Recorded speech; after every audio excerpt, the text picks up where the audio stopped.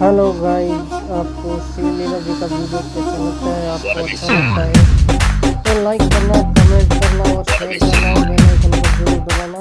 हम आगे से आगे ऐसे ही अच्छी वीडियो बनाते रहेंगे। और श्रीलीला वीडियो हमें समझाओ,